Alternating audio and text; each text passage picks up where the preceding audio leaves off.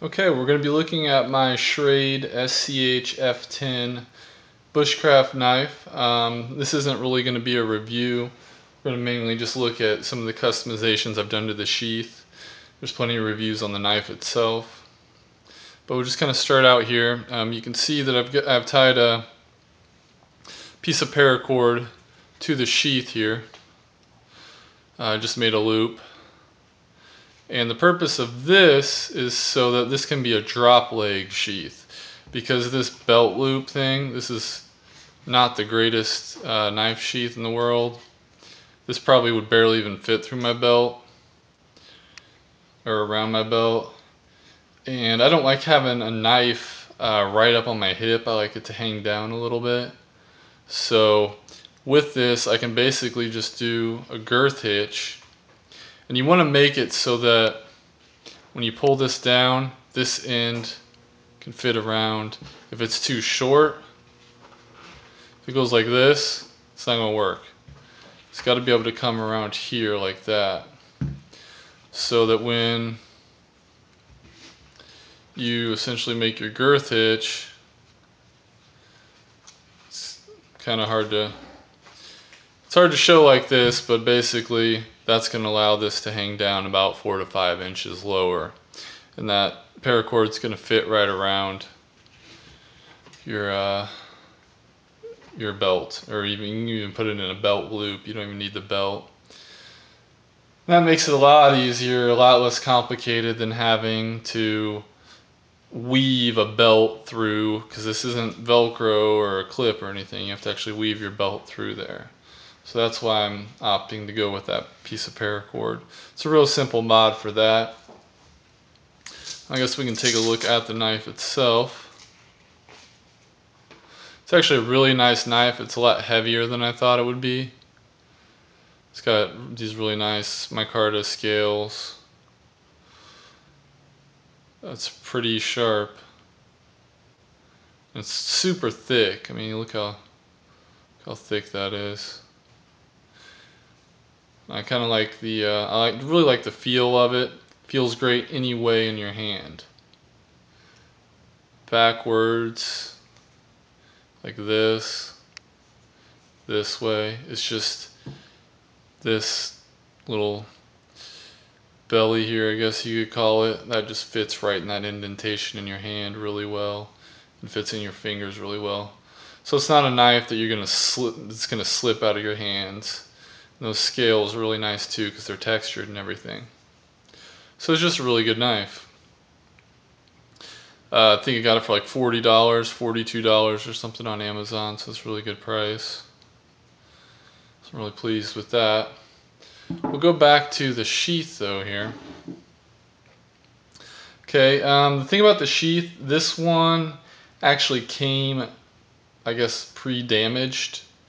It doesn't have anything on the inside. It doesn't have any type of inner shell, which you can actually see. I've put one in there.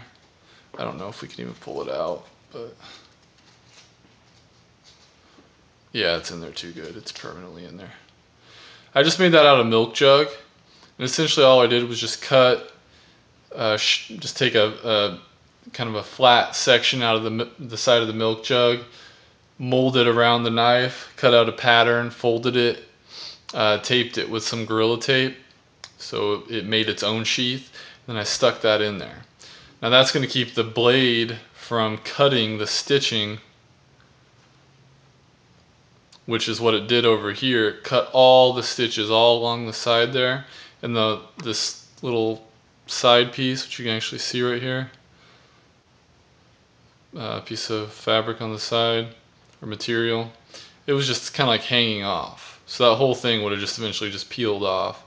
So what I did, on top of preventing the knife from doing further damage with that inner sheath, I took fabric glue and just cover every seam around the entire thing. I just dabbed fabric glue on it, so that just hardens, and it keeps, not only does it adhere and bond together, but it keeps the seams from fraying or breaking in the future. So fixed the damage and then prevented any further damage from occurring. You can see here I've got some Ranger bands on here, just pieces of inner tube.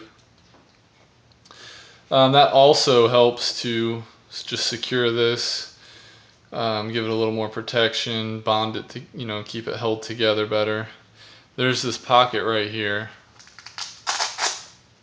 I've got that thing packed full of survival stuff. We can look at what I have in here. So I've got a wick and a rubber band. This is just for a lantern. I figure that could be used as tinder. So I have that in there. And then I've got my magnesium striker. So that could create a lot of fires if I need it to. Then I've got, I think, yeah, these are just some little cotton pads for tinder, which not only could you, hit a spark, throw a spark onto these and get these caught, but it also would hold your magnesium better than just like scraping it onto twigs on the ground. You can pile your magnesium right on the top of there. One spark to that, the whole thing's going to go up. The cotton lights, you're good to go. We do have a small, like 2 or 3 foot length of paracord here, which fits in there. And then another length of bank line. So we've got a fair amount of cordage there. I don't know, maybe it's about 10 feet of bank line or something. So we've got 2 different types of cordage. That's pretty much it for that pocket. And then we've got about half a dozen Ranger bands on here. So I've got, 3 of the 5 C's of survivability. We've got our combustion, cutting tool, and cordage, all in our sheath here. I've actually made another sheath for it, which I may do another video on, which I custom made.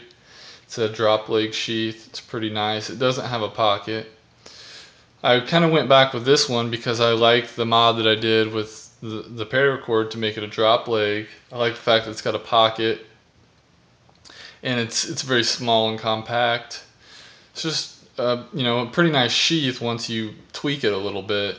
I think it'll be pretty reliable. I don't see it breaking or fraying or coming apart at all with all the mods I've done here. So that is the Schrade schf10 and custom sheath. Hope you enjoyed the video.